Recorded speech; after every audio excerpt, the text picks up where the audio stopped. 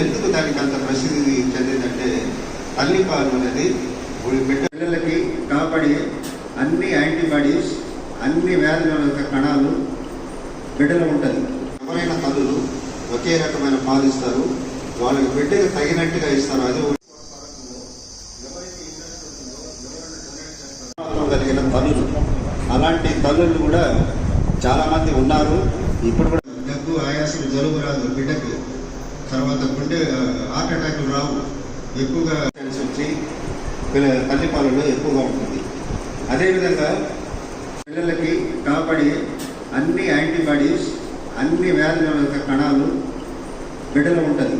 ఎవరైనా తల్లులు ఒకే రకమైన పాలు ఇస్తారు, వాళ్ళకి బిడ్డకు తగినట్టుగా ఇస్తారు. అది ఉదాహరణలో ఉండే బంగారు అనమాట తల్లిపాలు. ఎందుకు దానికి అంత ప్రసిద్ధి చెందిందంటే తల్లిపాలు అనేది బిడ్డ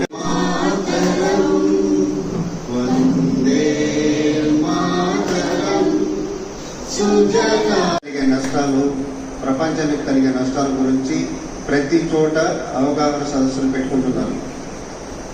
దీంట్లో కూడా కరెక్ట్గా ఇన్స్ట్రక్షన్స్ ఏమంటే మన ముఖ్యమంత్రి గారి నుంచి కూడా, అదేవిధంగా ప్రధానమంత్రి నుంచి కూడా ప్రతి సంవత్సరము తల్లిపాల వారోత్సవాలు కలెక్టర్ గారి సమక్షంలో, ఐసిడిఎస్ వాళ్ళు, శిశు సంక్షేమం వాళ్ళు, కలెక్టర్ గారు, మండల లెవెల్ ఆఫీసర్స్ అందరూ కూడా తల్లిపాల వారోత్సవాలు, తల్లిపాల యొక్క ప్రాముఖ్యతని, తల్లిపాల వల్ల కలిగే లాభాలు పిల్లలకి, తాకపోతే నష్టాలు పిల్లలకి, తర్వాత అదేవిధంగా తల్లులకు కూడా ఏం జరుగుతుందనేసి వివరించాలి. ఎందుకంటే ఒక చిన్న ఉదాహరణ, తల్లిపాలు అనేది ఈసారి నినాదం ఏమంటే, ఎందుకంటే తల్లిపాలు ఎప్పటి నుంచో మన పూర్వీకుల నుంచి కూడా, అప్పుడు ఈ డబ్బా పాలు లేవు, వరి పాలు తాపించేవాడు కాదు, ఒక తల్లిపాలు మాత్రం తాపించేవాడు. తల్లిపాలు అది కూలి చేసే తల్లి అయినా, పనికి పోయే తల్లి అయినా, ఉద్యోగం చేసే తల్లి అయినా, అదేవిధంగా క్రిటికల్గా ఉన్న తల్లి అయినా కూడా, జబ్బు చేసిన తల్లి అయినా కూడా తల్లిపాలే ఇచ్చి బిడ్డలను బతికించుకునేవాడు.